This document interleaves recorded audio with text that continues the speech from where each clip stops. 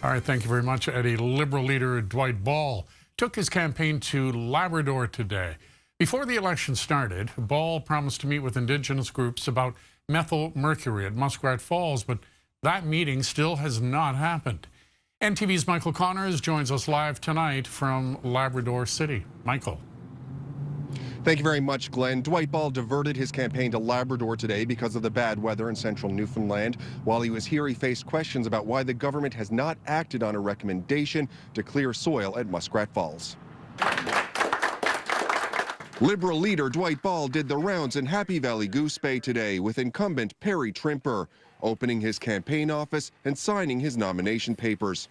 Almost 3 years ago, Muskrat Falls was ground zero for a protest against methylmercury contamination. Ball promised to meet with indigenous leaders on this issue before the House closed, but that still has not happened. No, what happened there, Michael, we actually sent some correspondence and some letters and had some discussions with indigenous groups. As a request for meetings, we actually even put in place a draft terms reference to get started on that first meeting. There was some trouble now getting dates. It's been more than a year since an independent advisory committee recommended targeted soil clearing in the reservoir. But it was not a consensus recommendation because the Innu Nation opposes it. Critics doubt soil removal will happen because the can has repeatedly been kicked down the road.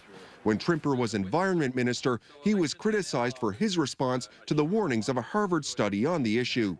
But Trimper and Ball say there is new data to present to indigenous groups. There isn't consensus right now as to the way forward. But what's interesting is that the science, there's real data that's now coming forward as to what the results are.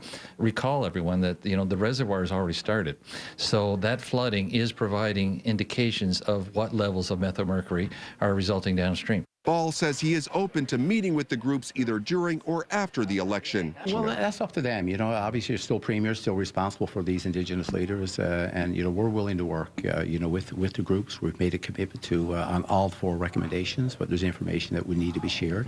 And once we get the committee in place, let's not forget that, just to remind people that the provincial government did not have a vote at that first table with that first committee. Neither did the federal government. They all participated, and the recommendations came from the work of the indigenous leaders and the communities in this area.